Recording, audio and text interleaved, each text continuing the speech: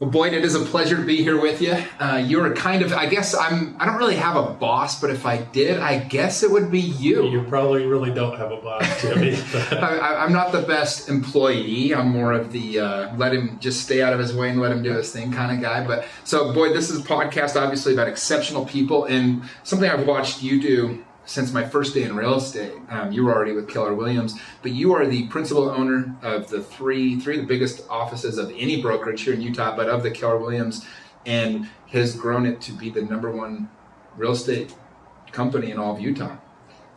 So congratulations, first off. But how many agents are under your 3 offices that you own? How many agents are employed now? Yeah, so just looking at that, and it's amazing to think about, even when you started with us, how small we were, but we have over 750 agents now in the 3 offices. So the offices average like 230 agents apiece. And I think when you joined the office in Midvale, we were probably at about 50 agents, and that was pretty much our reach for the whole state of Utah. So it's a lot, and with 750 agents, and really my favorite part of the freaks, the top producers, the guys like you that no one's your boss, but just to be able to watch you guys produce, that's awesome. Well, it's funny how I got to Keller Williams, because I got in the business in 2005, and Keller wasn't one of the big names yet, because they don't do any national marketing. Keller's all grown organically through the company, and you give dividends back to the agents that help bring people in, almost like a network marketing type system. But I kept hearing Keller Williams everywhere I went, and what intrigued me was I signed up for Mike Ferry coaching. Yep. And it was funny because I immediately blew up. In 2 months, I think I put 37 deals under contract or something like that. And it may still be the record for the state the first 2 months. Well, I started doing the math of what I was paying my other broker, like 30%. And I heard about the cap at Keller Williams, because Keller Williams, essentially, once you've paid $18,000 in a year, you get to keep 100% of the profits. And I think that's been the key to why people like me love Keller Williams so much. That's one of the keys. They're obviously the culture and everything else. And so I came over. I mean, it was a no-brainer for me. And I love Keller Williams so much. It's funny, people ask me all the time, like, are you an owner? Are you a broker? And I'm like, you know what? I'm going to interview Boyd, because he is the owner of Keller Williams here in Utah. But tell us a little bit more about your background, because you also are an agent, you're a developer, and you're the owner of these 3 Keller offices. So it's pretty impressive. Yeah, and it's a lot, and it's, I appreciate you bringing that up. My background is similar to yours. I just got into real estate. We met through Mike Ferry. I think one of the things that I think you and I always shared is being learning based. And you having that Mike Ferry background, that's where I came from. And quite frankly, the beginning of my career, all I really wanted to do is sell more houses and figure out how to do that. And I always just wanted to learn how to do that at a higher level. And the thing I loved about going to any out-of-state training is that I was introduced to higher producers. And I would be the offices I started at, I always wanted to seek out the guys who are doing more business than me. And that was exciting to me, and it would challenge me to do more. And I think that's part of what you get out of your association, whether it be Mike Ferry or Tom Ferry or some of the other training, and also Keller Williams at National. Yeah, I think when you're in Utah, you kind of feel like a big fish. And then I would go to these. Mike did his top producer thing. I think he had to sell 75 or more homes a year, and I was the schmuck there. And it really inspired me to be around people doing so much more, right? So that's my background. I got into it, did training, and wanted to be a top producer, and I was, and really enjoyed that. And I worked for a great Robert and Pam Fillmore at Realty Executives. Just learned a lot from them. They got me into coaching and training. I started with a small independent Miller & Company. I learned a lot from him. But about the time Robert and Pam were looking at selling their franchise of Realty Executives, they were going to go on a mission. Keller Williams came around and said, hey, do you want to be part of starting this? And I really, at that point, had no intention of becoming a majority owner. It was like a little bit of an ego pat to say, hey, I'll be a small ownership. I have some say in what we're doing in the company, and that's how it all started. So you did very similar path to myself, because that's kind of happened with me with the Orem Keller Williams, the one that you now are the principal owner of. But same thing, I was offered an opportunity to own 5%. We opened in June of 2007, which is pretty much the worst time you could ever open your doors for a real estate company. But very similar. That it was kind of fun to be able to be an owner of something, that was going to be huge. Yeah, now I realize after doing more, kind of getting to know myself and studying business, I love the ownership piece. Like, I love owning real estate, and that's what attracted me to real estate originally, is I could be my own boss, so to speak. Like you said, I can create a business, and getting over on, once I got the taste of that as a small ownership piece of that first office that we started, I really said, hey, if I'm going to be building a career, I want to be developing things that I have some ownership in, I have a say in it, and I had to transition into some leadership role, which was learning based, and I really love that. And the other thing I love about the model, as you know, I can continue to sell, which I do. I'm a sales dog at heart. I love to sell. I'm out doing land deals and things all the time. And our offices are very leveraged. We have great leadership and management that allow me to stay involved in real estate, not necessarily always in the management role, and be part of ownership of these businesses. Yeah. So how did the first one come about? Because you were an agent, you were a very minority owner of that Midvale office. Was Sugarhouse Office the first one you got a chance to be the principal owner of? And how did you get that opportunity? Yeah, that's a good question. It comes down to, and I know you do some Tony Robbins training too. It was there was some conversation about opening another office. So my original partner, Scott Agnew, who really brought Keller Williams to the region, and he owns the Utah region. He was the majority owner in the Midvale office. And we talked about opening other offices in Salt Lake, and I always thought that we would just do it together and I would have a similar role. And when it came down time to it, I thought I would open an office down in the south end of the valley around new construction, probably in Riverton or South Jordan. And there was a group looking to open in downtown. And Scott had seen me act as a leader and have a lot of influence in that first office. And he sort of asked me, he said, do you want to lead this thing for the downtown? And I said, listening to Mike Ferry all these years, I'm like, no thanks. The money's in selling. I appreciate it, but I just don't think I want to have that on my plate right now. And at the time I was going through Tony Robbins training. I think it was 30 days to personal power or something like that. And something resonated. Tony talked about, taking, saying yes to opportunities and knowing when the right opportunity was there. And I told Scott no, and I woke up the next morning and I thought, you know what, this opportunity may not present itself again. If this group that is looking at doing a downtown office nails it, I may not get the call for the next one. Right. So I called Scott back and I said, I'm going to cancel the no I said yesterday. Let's look at it. And from that point, I went out and started pursuing it, looked into it, decided something I wanted to do. And the key was putting together a core group, much like you guys did here in Orem, with just getting in business with some really talented people to help launch that office in Sugarhouse. Well, because you launched Sugarhouse and then you quickly launched South Valley. I think you launched South Valley the same time we launched Orem. Yeah. And it really just wasn't very good timing. So walk us through a little bit.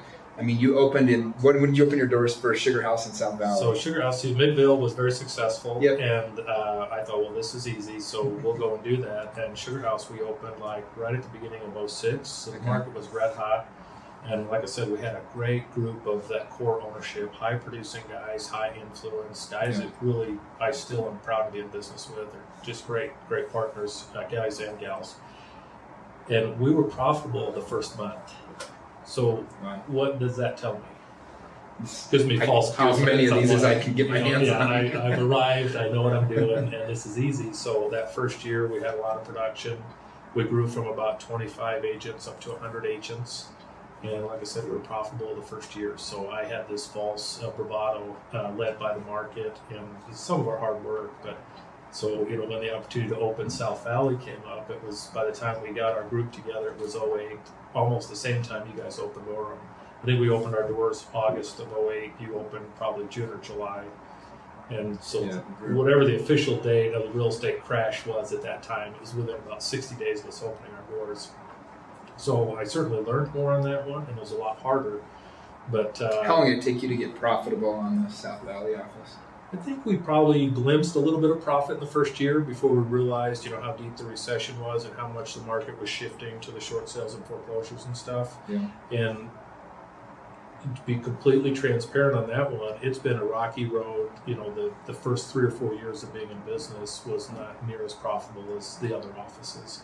So we had to put a lot of energy into it, work really hard, and luckily now it's turned around and it's doing really good. But I mean, I learned a lot more as an owner and a leader about myself and about how to run businesses and stuff with that office, that experience, and that time. But it was a lot harder. How'd you get your agents through? Because the market was so hard. I mean, there was a lot of just negativity in general amongst agents, right? I think we ended up with, if from whatever number we were at, only 40% of the agents survived through the recession. 60% got out of the business. And the model of Keller Williams is really dependent upon having those big numbers in an office. So, I mean, was that hard? Like, how did you help agents in that time frame? Because one thing with your own business to keep it afloat, but then you're seeing so much pain and so many agents struggling. How did you deal with all that? That was a tough time. And I think I heard early on from Gary Keller and also like John Maxwell and some different leadership stuff that I was plugging into was leadership is showing up. Mm-hmm. And like you said, I had development deals. I had my own sales business went through a tough time. I mean, I had to lay some people off. I had some bad deals to try to get through. And at the same time, our agents were struggling. So I would have to be present in the office. I mean, I could sit at home and cry about my own deals that were going bad. And there was no support there for the agents. So I just made a decision. And that's one of the things you resonate with me is that you show up and work. You're willing to do the grind, which most successful people are. And I just said, I'm not going to go and hide. This is a tough season, and those guys have to see me at the office. I've got to be around. I've got to be doing deals. I've got to be pushing us forward, because if I'm not, no one's going to. And the hard part is watching our agents struggle. We got guys that were used to making $250,000 going down to $50,000 and living on that. Just having to change their lifestyle fast. Unfortunately, like you said, there were a ton of people who just got out of the business. And even top producers, some of our top producers, they made it through, but it was a lot more work for the same amount of money. There were just less volume. I mean, everything was just slimmer. And I think we all got smarter, but it was hard. Well, it was a trip because, I got in 05 and I had kind of my mentors, guys like you, and then I had people that I just looked up to that were just killing it. And one by one, they kept dropping out of the business. And it was just a real mind, game with me to watch this going on. And I just remember thinking I was just grateful that I was young and naive and I wasn't too overexposed in my own investments, because that happened to a lot of realtors too, the ease to buy real estate. So not only were we struggling to find clients, but everybody had horrible, highly leveraged properties or, land or whatever it was. Yeah, and the mindset is what got a lot of us through, and the hardest part of that whole thing is watching people just get beat in their mindset. And I was in an airport one time and I got a call from a guy that I considered a mentor in the development business. He'd been very successful in the subdivision business. And he called me and I thought, well, this is cool. He's reaching out to me. We'll share some more stories and it'll be an uplifting call because it had been in the past. And his whole life, he'd lost everything. Mm-hmm. And he couldn't mentally get out of that. So he was pitching an MLM to me. He was out selling a juice. Wow. And, it hit me so hard. I'm like, man, this guy, he's given up. He can't get out of the situation. And he did, he allowed himself to get defeated on that. And it was hard for me to see very successful people that I looked up to kind of go through some of that, builders. And I think I was lucky, like you, at my age, to just, have the energy to rebuild and to get through that. And the really hard part is watching some of these guys that had leveraged, at age 50 or 60, lost everything, and then try to convince themselves, to really put the energy into rebuilding. Some of them have, and some of them just haven't. Never did. I guess, for you and I, based on our age, the lucky thing is we were able to go through that at a pretty early age to be able to recover. Yeah, I kind of think of it as like my Navy SEAL training. It was I kind of laugh because if you've gotten into real estate since 2011, the last 7 years have been pretty easy to sell real estate, just being honest, comparatively speaking. And I don't think there's so many agents. I bet 75% of the board's got to be within the last 7 years. And it'll be interesting as the market, shifts as it always does, how it all plays out. But I kind of look at, I just laugh. I'm like, people are like, how are you able to sell and travel as much as you did now? And I was like, you have no idea how hard I worked before. Yeah. And it was going through that, nothing scares me. I have no scarcity mindset around real estate. I know I can survive any market. Yeah, that's your mindset, and you've always had that, and the most successful agents have that. So most of our agents, if you go from the top of our producers to the bottom, I mean, there's not that big of a discrepancy in how smart we are, how good looking we are. I mean, if you take number 1 to the 50%, there's not that big of a difference. But the difference is, are they willing to put in the grind?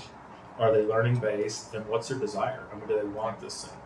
And those that do, like yourself and some of our other top producers, we just keep working until they get it. Yeah, I've had a hard time getting agents that are newer on my team to really understand the grind, because they kind of watch what I do now, which is more networking, client-based. I have a huge sphere of influence.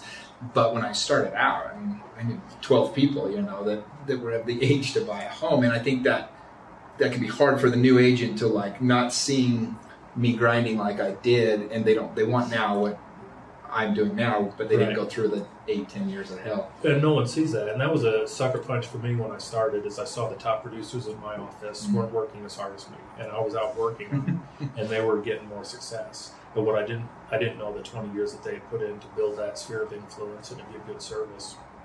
And now you're one of those guys. Our agents are like, well, Jimmy's traveling, he's doing all this stuff. And so it's hard, again, we have to remind them, well, that's because, we put in 10 years of hard work, and you need to do that. You'll have a great business. Yeah. But a lot of times that is the trick on the leadership and training with the new guys, is be like, hey, how bad do you want it?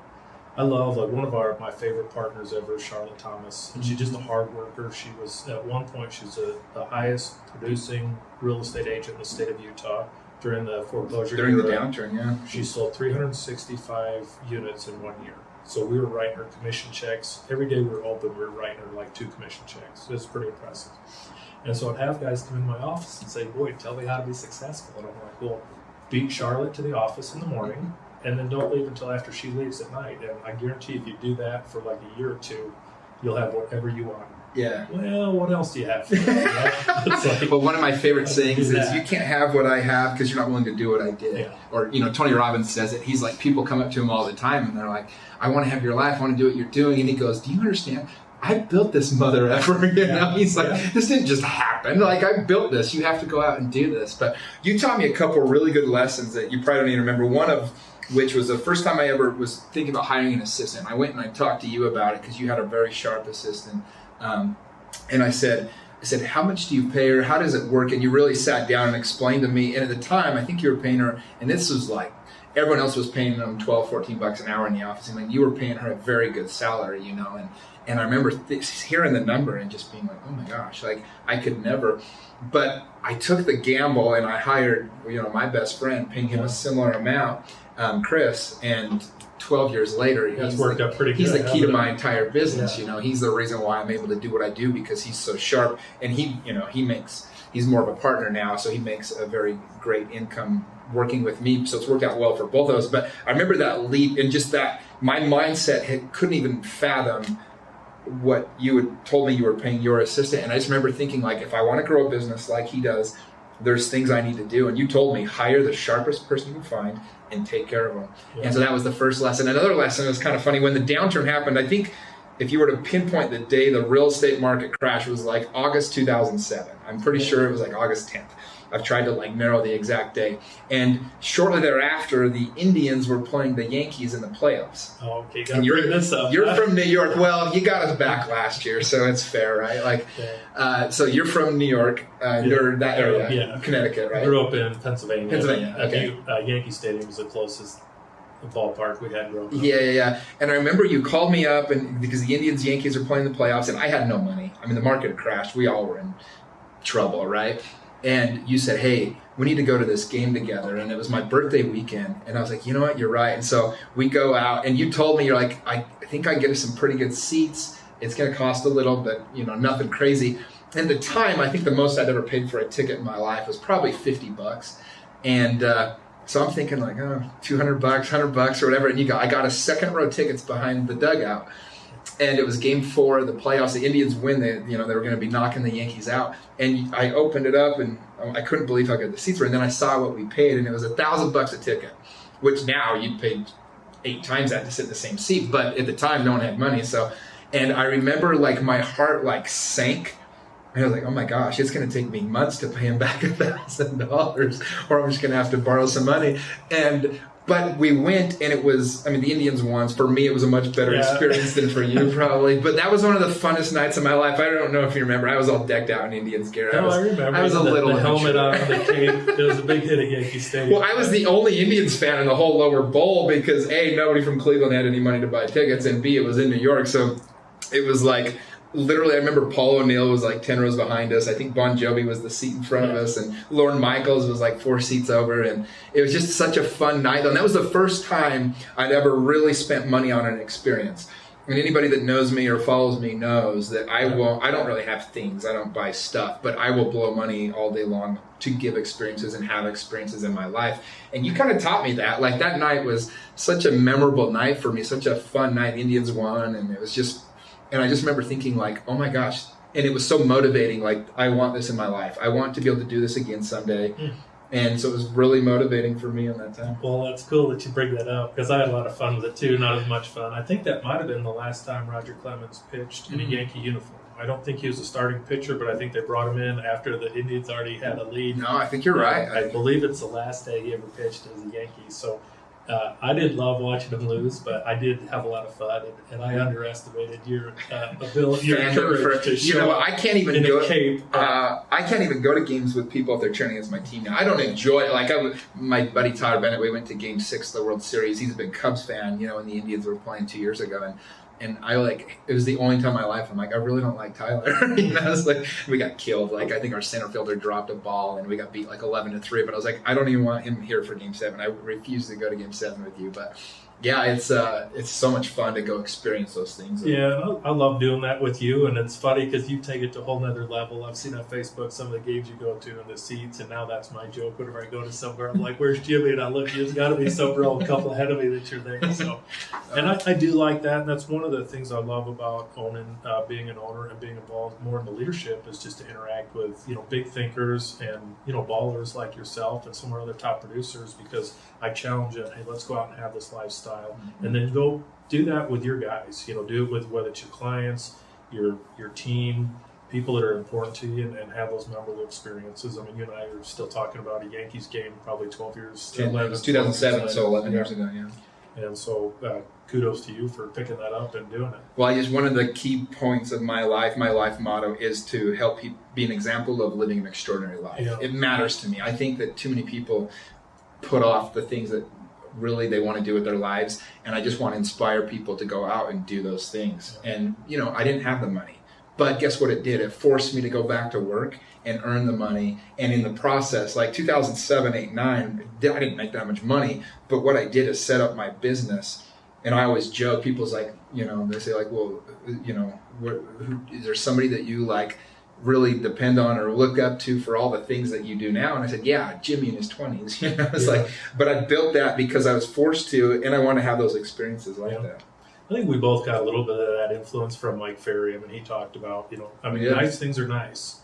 Yeah. And I do remember early on in my career going to these seminars and trying to stay at the cheapest hotel and walk in, to save some money. And packing a lunch, and it wasn't that great. Mm-hmm. And then once I could kind of get to a point where I could afford to stay in the nice hotels and stuff, I'm like, yeah, I see why people like this. This is pretty nice. Yeah. And it helped drive me as a business person to set expectations for goals of what I want to achieve, and not settle for I don't want to have to pick hotels by the cheapest one. That's horrible. Well, you brought a guy in. He was like a money guy. I don't know if you remember this or not. And one of the things that he said, when you go experience these things and you sit there, or you go to these hotels and you stay there, you run into people that you don't even know you ever were going to meet, and they're going to change your life, and they're going to create opportunities. All of my best investment opportunities have ever come to me were when I went out on a limb with somebody that was much more successful than me. I was spending money to be a part of this experience or something like that. Yeah, put yourself in a position where the abundance, and I'm glad you brought that up. It's John Alexander. That's right. That's it was. He wrote the book Affirmations of Wealth, and unfortunately he's passed, so we lost him last year, but he's had a great influence on me in how you think about money. He wrote a book called The Money Chi, and that book Affirmations of Wealth was it's just really thought-provoking, and it was part of exactly what we're talking about. Put yourself in a position where there's more abundance. People are thinking at a higher level instead of scarcity. That's right. It's been a great driver in my life. So then I guess 2007, 2008 hits. We're kind of coming out of it, 2010, 2011. But you took one more big risk. The Orem office, the one that I was 10% owner of at the time, the principal owner, Keller Williams is a franchise, and if the main franchise owner has a personal bankruptcy, he no longer can own the franchise. So he had to sell. And you stepped in at a time where we hadn't been profitable yet. We had been losing money, having cash calls. And this is like, it was really painful because I opened the office. I was one of the original owners of this Keller Williams office. I'm the only one that's still here. Yeah. But there were 6 of us that were just great guys in so many different ways. But one by one, they fell by the wayside. And you came in a time when we were really struggling and really kind of helped us get back on our feet and get to a place of profitability. Why did you even, what was the decision-making process? Why did you decide to take on this office that we didn't have a good track record, we'll just say that. Yeah, I've asked myself that question. What were you thinking? The original thought of it, 2 things. One is, again, I had some false bravado from the success I had in the Sugarhouse office. It went really good. I think there was that. I really did believe in the product. I believed in Keller Williams and as a model. And the other piece is I'd worked so hard to build our brand and our, who we were in the Salt Lake market between the Sugarhouse, Midvale, and what I did with Midvale as a minority partner and also in the South Valley office is I just thought, man, if that office ends up closing and all of our top agents like Jimmy Rags and something go to one of the competitors, that is not a good look for the brand. And so I really felt like, okay, to the point that I can step in and help this thing get turned around and survive and get through this period, it would be a benefit for what I was building in Salt Lake County. That was my thinking going into it. And I also underestimated, because we started from scratch, what a challenge, sort of a rebranding or just like a remodel essentially is what it was. Yeah. And it was the biggest challenge probably for me as a business owner that I've had in my career. It just was nothing like what I would have expected. And well, the worst in part, hindsight, I'm glad I did it, but certainly there was a lot more work to it than what I would have thought. That's what I tell people about even the real estate, getting through it. Those times I'm like, I'm glad I'm through it now, but I don't know if I would do it again. It was like, it was really hard. And even with the office being, again, I think I was the 3rd biggest owner. I was 10% owner. And I ended up selling my portion of the ownership a few years later just because what happened is we finally got profitable and then we had a lawsuit hit us. Yeah. It was a total bullshit, for lack of a better word, lawsuit. But the problem was we were spending so much money fighting it. Yeah. They added my name and I had no idea what they were even talking about. And I had to pay 12 or 13 grand just to get my name removed. Yep. By the time we got through, without going too much details, it was basically set us back another 2 years of profits just to pay out this bogus lawsuit. Yeah. And there was no end in sight if we kept fighting it. And it's, Mark Cuban, somebody asked him one time, they said, what's the hardest part of being you? And he said, I have 3 full-time lawyers. I'm being sued a couple times a week. And you have to fight off these lawsuits. Yeah. And so, I don't know, that was after we went through that, I just said, I can do so well managing my own team and running my own company. I just didn't want to deal with it anymore. Yeah. And I missed parts of being an owner of the office and helping all the agents. But for me, I was going back to school. I wanted to simplify everything I was doing otherwise. But you guys, I'm very proud to say that I'm one of the only first owner that's helped open this office because are we the biggest office in Utah County? 2nd biggest? Yeah. No, you're the biggest by a long shot. Okay. I think you would probably in Utah County, as far as agent count, we're over 270 agents. So I think our nearest competitor is probably under 200. And as far as volume, market share, and any way you rank them, it is the biggest real estate office in Utah County.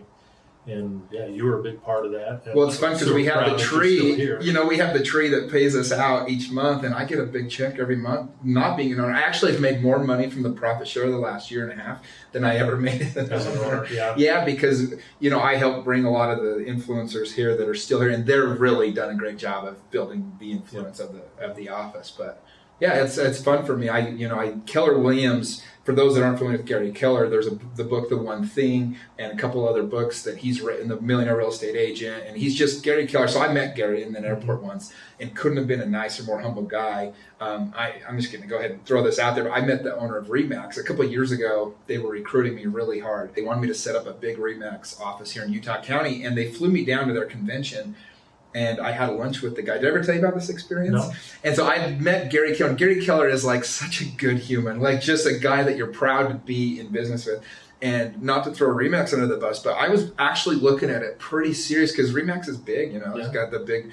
They had a good reputation and everything, and they had me come, and so I sat down with the guy, and in 15 minutes, he's the founder owner of Remax. His name's spacing me right now, but anyway, and in 15 minutes, he used the C word. He kept dropping the F word. He just kept speaking so vulgar about like women and different things. I couldn't believe it. I think he thought like, this is a young guy. I'm going to try to get on his level or something. He did not get the Utah County note because I could not have got out of that room faster. It was the first time I've ever met like a billionaire and had lunch with him. And I was so disappointed. I was just like, and in just that day, I was like, literally was like, I'm so grateful for Gary Keller, Keller Williams, a company that has remained private so that Gary can run it the way that he wants. Yep. And there's a reason that Keller is now the biggest in the world and biggest in the country. It's just that leadership of Gary and all the people that he hires and funnels it down through the system. Yeah. No, it's been neat. It's been a neat process, and his leadership and visionary on the leadership, I've learned a lot, and I've tried to mirror some of what he does in a leadership role and what we see from corporate and what we've done here in Utah County. I'm so proud of, and you can attest. I mean, it's not me in here doing it every day. I mean, it was getting in business with the right people. I mean, you got to give a shout out to Johnny, his leadership of what he's done as the team leader of this office, and he's now majority partner with me. Just building this thing. And just like you, he's willing to get up and come to work and just work on it. Because in business, I found like you hear about all this get rich quick, and we expect it's going to happen faster, but it's a slow burn. Yeah, it is. And, we're seeing the fruits of our labor from all the hard work of those tough times you talked about with the lawsuit and just having the perseverance and keep pushing. And first, I think that's what keeps driving me is I'm an eternal optimist. So I expect the results are going to happen quicker. But I stick to it long enough. Unfortunately, I've been able to see the fruits. We've had some mistakes that haven't always worked out where you get the benefit. But it is nice right now to be on the other side of all that hard work that you put in as a founder, that we put in going through that, and just seeing the office succeed, the leadership team and our agents doing great. So. Well, you've got over 750 agents in Utah now, your three offices. I think I heard a stat. What's the dollar amount of homes sold from your agents so far? Or what are they doing? We're at $1.3 billion of residential homes sold so far this year. Okay. And we're tracking the goal this year, and it looks like we're on pace to get over that $2 billion as a sales number in the state of Utah. That's incredible. For our three offices. And so what that looks like right now, just from a volume, is we're closing a little over 600 houses a month. And so we're the benefactors of a really good market, but more than anything, we've gotten business with great agents. For sure. I mean, we've got these teams and top producers that are just doing an incredible amount of business, and I think we've gotten very good at bringing new agents that want it and helping them get into production really fast. Well, and you don't know this is kind of a cool thing. I was speaking to a group a couple Saturdays ago. It was just it had nothing to do with real estate, but there was actually a Keller Williams agent, a real estate agent there that's part of this office, and he got up afterwards and he got a little choked up talking about, because he kind of was in a place where he didn't really, just life in general, he was kind of lives in faith in humanity. And he said when he joined Keller Williams, the Orem office, is when he really found himself again and found like there's so many amazing people, and he was all choked up about it. And I was like, I don't even want to take any credit for this because I'm not there as engaged as so many other people, but it was kind of cool to be able to say that, that was something that we had a vision for and set up, and then how it changes these lives. That's the stuff you don't see, right? Is you never know how it's affecting all these different agents. And that was just a really cool moment for me, because man, it was hard. There was so much pain that came from opening that office and so many struggles. But like when you see now what it is, and we just opened our new office building here in Utah County. But so I guess to pivot a little bit, the model of the real estate agent, a lot of people are, they get fearful about it and everything else. It's with technology, everything else, because the realtors have really done a great job of keeping themselves relevant. And I think they always will, personally. But I get asked that question about as much as anything now. I'm sure you do too. But what do you think the agent model looks like 5-10 years down the road? It's definitely a changing time, and I'm glad to be part of a company that's trying to stay right on the cutting edge of that and pay attention and equip us to do that. I believe in business, much probably like you do, is you and I and the top talent will be successful no matter what the industry, what's going on in the industry. So, firmly I believe in that. And I've been hearing about how the real estate agent's going away ever since they took our real estate book away from us and told us to start using the internet, and so I feel like it'll continue to progress. I feel like there'll still be a high need for agents in our fiduciary, but the way we capture leads, the way we transact, all that is changing. And to the extent as a company and as individual agents in the business, we'll need to progress to where the consumers now, and it's not just our industry, it's every industry. Yeah. And we just need to stay out there and make sure we're meeting the consumers, streamlining our processes, making it easier, and then really articulating our value. Because look, I can buy some things online, and I do. I mean, my shopping habits have changed. My wife's more than mine. I mean, she uses Amazon almost every day. But I've never bought anything as big as I'm not going to buy a duplex without having somebody walk me through that. I'm not going to make a major life decision. So I think there's always going to be a role for the real estate agent. And doing what you do and what some of our top agents do by giving great service, stay networked, and be relevant in the community and showing value and working hard. Well, it'll be a great industry for us for a long time, but there's definitely changes. Yeah, it was funny because Gary Keller was at our last family reunion meeting where all the Keller Williams agents come together. He showed us the stats, and more buyers used an agent last year than any other year they've recorded it in 20 years. And I think what happens, there's so much noise out there, especially in a good market like this too, is like if you don't have a great agent, you're not going to win the bid. There's going to be multiple offers. So I personally have no fear over it. It is funny how it's evolved though. Like for me, I got more leads from Instagram last week than I ever got in a month when I was calling for sell by owners for 3 hours a morning, right? And that was from different posts and things. So it is funny how it's evolving and changing. But at the end of the day, you've still got to pick up the phone and call all those people, and you've got to make those connections. Otherwise, they just fall through the cracks. Yeah, so it's lead generation. We have to figure out whatever we're using, and it'll be something different than Instagram or whatever we're using now. And then in 5 years from now, we'll forget some of the sources we have now. But it's what's our ability to be consistent, capture those leads, convert them, and then interact with them. And that's what I worry about a little bit with this generation of all the tech communication. Is when there's a hard communication or something that needs to be face to face, are we equipping our agents to be able to do that? And I think we are.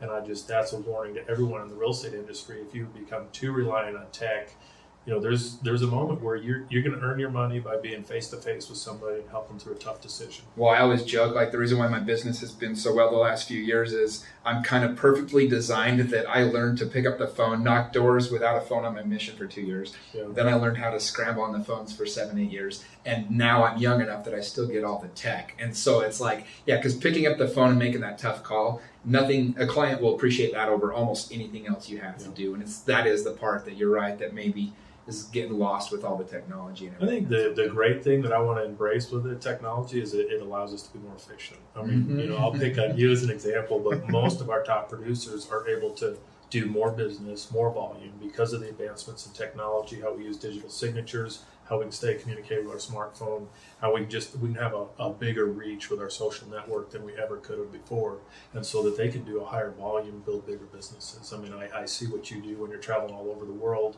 and a lot of your clients probably don't know if you're in Orem, Utah today or on the other side of the world, because you're able to stay in touch and do that, and because you have great people empowered around you, that customer service is delivered.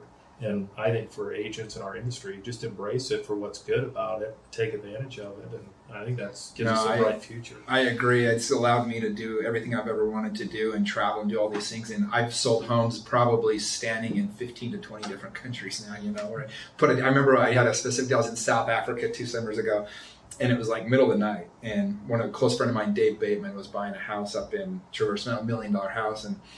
And he was like, "Hey, I want this offering right now." Like we'd already looked at it 2 weeks earlier, but the pieces came together to buy it, and I couldn't get a service signal, and so I'm literally in the middle of Africa, and I run out to the middle of the street, and I'm just standing there at 3 a.m. for about 45 minutes, putting this deal together, and we came together and got closed, and anyway, that was just an example to me though of like, as long as you're willing to still do the work while you're traveling, there's no reason you can't do it, but.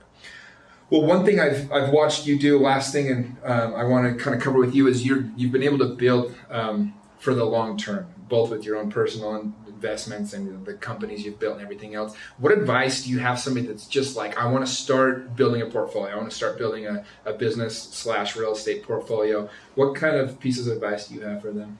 Yeah, start. And I watched, this is a good example of life. You posted something about you walked your social media group through a typical investment in real estate, and that was about 2 weeks ago, right? Mm-hmm. And I thought it was perfect. It was not too heavy details. It was just very simple layman's understand how you buy a piece of real estate, and you're not trying to get rich quick. It's just own it, put it in your portfolio, and you explain how it could be paid off and what the annual income from that property would be.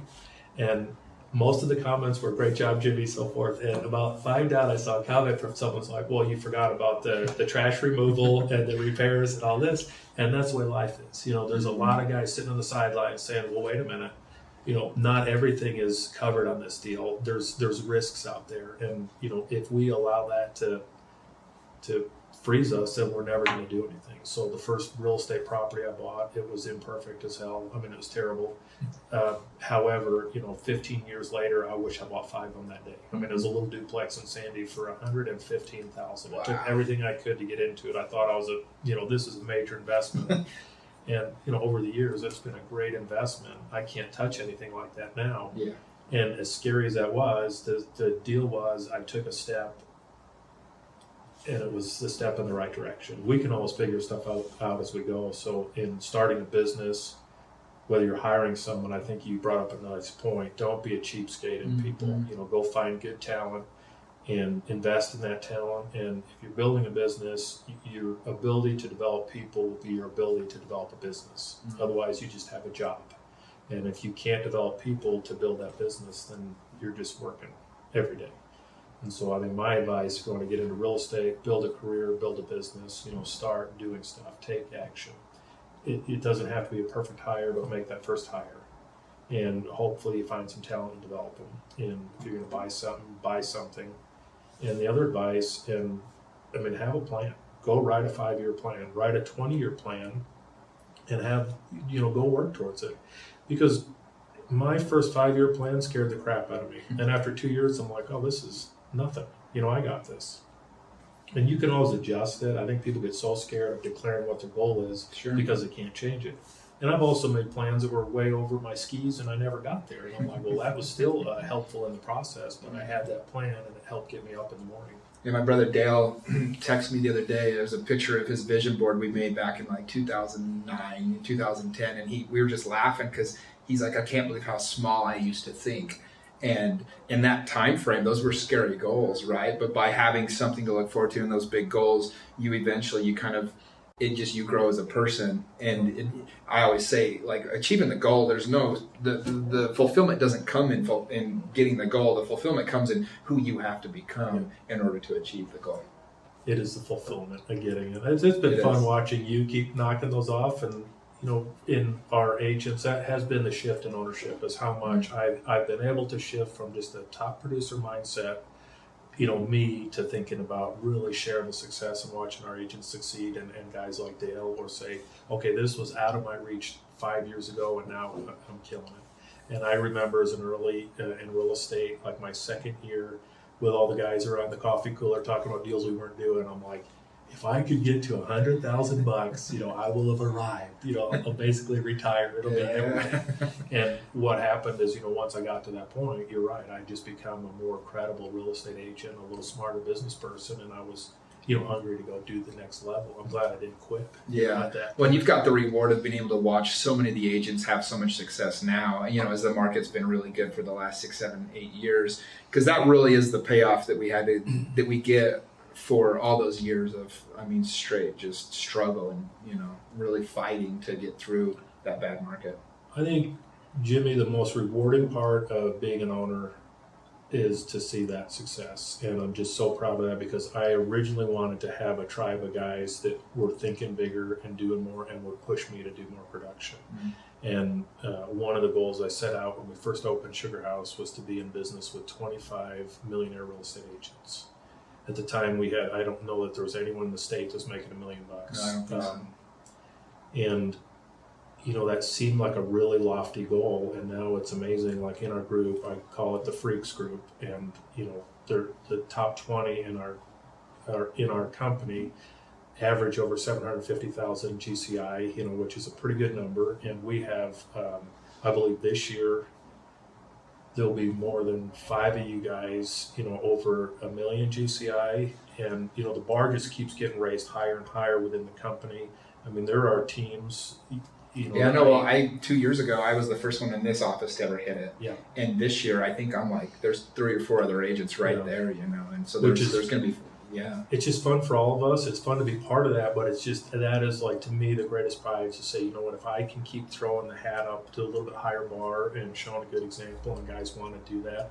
And then in return, what I get is I get pushed too, because when guys in the company are like, what are you doing, Boyd? Your billfold's so small, I'm killing it over here. I mean, that helps us all, but it is so cool for me to see like the vacations guys are doing, the houses they're buying, the lifestyle they're creating for their family, and to feel like, I can be a part of it by supporting it. Again, you started by saying no one's your boss, no one is your boss. And in this business, it's about supporting independent agents, let them grow their business, and let them succeed, and not trying to get in the way and take credit for it, or not try to be their boss, but somehow inspire them. Yeah, I've always had that, knowing that you're there if I need you, but I try to just be the easiest independent contractor / employee realtor that I can be for the office, and it's been fun to appreciate it. It has been a fun ride. It has. We'll just keep it going. I appreciate you so much. Thanks, man. Thanks, Boyd. Good.